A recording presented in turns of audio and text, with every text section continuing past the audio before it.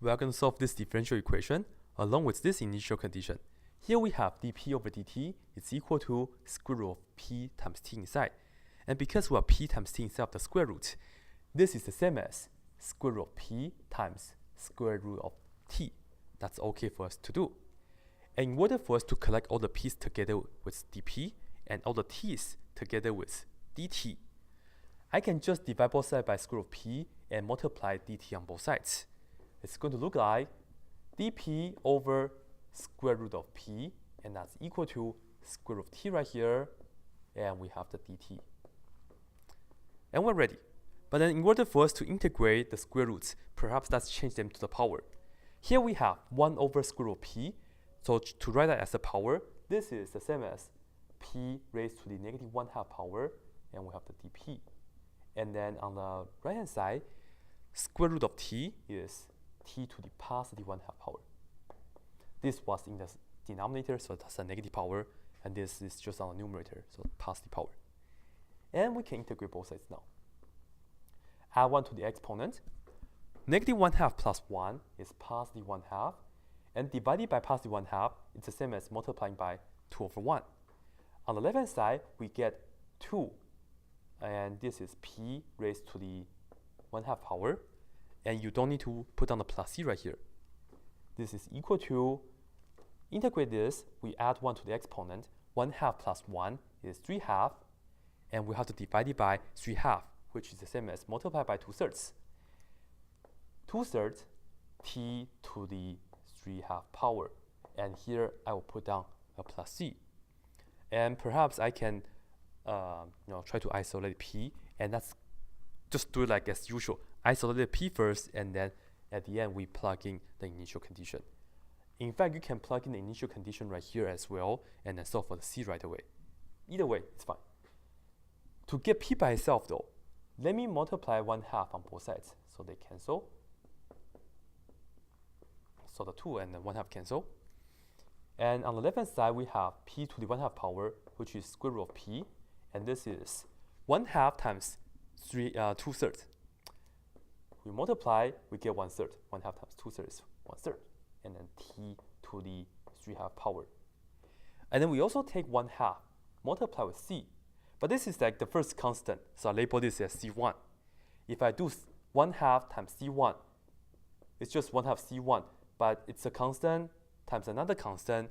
I might as well label this as another constant. I can label that c2. Let me just put down plus c2 right here. If you want to work with c1, that's totally fine. Your c1 and my c2 are going to be looking different. However, at the end, the value of the answer will be the same. Okay, but let me just work with c2. And perhaps if you would like, you can plug in the initial condition now. In fact, I would like to do that right now, rather than square both sides.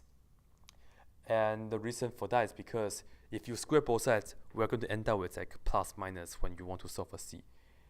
Anyways, let me just look at this equation right here. And this initial condition says if t is equal to 1, then p will be 2. I just have to plug in 2 right here for the p.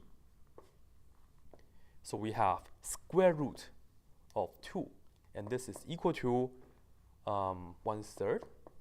T is 1 raised to the 3/2 power plus c2. Well, 1 to the 3/2 power is just 1.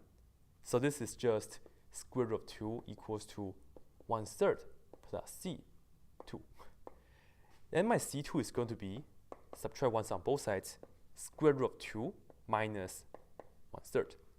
And my answer, if I want to use this form, it's the same as square root of p equals to 1/3 t to the 3/2 power. And c2 is this value. I will just write it down, plus square root of 2 minus 1/3. And this is fine. And then if you would like now, you can square both sides. I can take this raised to the second power. I'll take the entire thing raised to the second power. So they cancel. And this is going to be p equals to 1/3 t to the 3/2 plus square root of 2 minus 1/3. All this raised to the second power. and you can box this for the answer. So that's it. But then I would like to take about like a minute or so to talk about why I didn't square both sides and then plug in the values.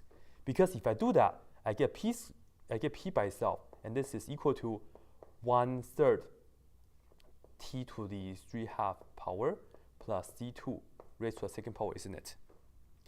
If I plug in 2 for p, so let me just erase this and plug in 2 for p, and I plug in 1 for t, so I have the 1 right here for t.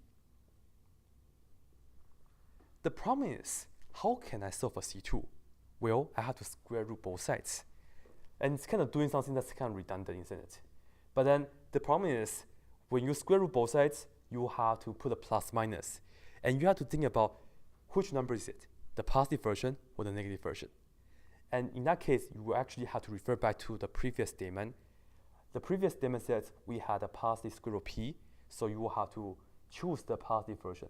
So positive t is square root of 2. But then earlier, this way it's actually more efficient. Okay, so just do this, that'll be fine.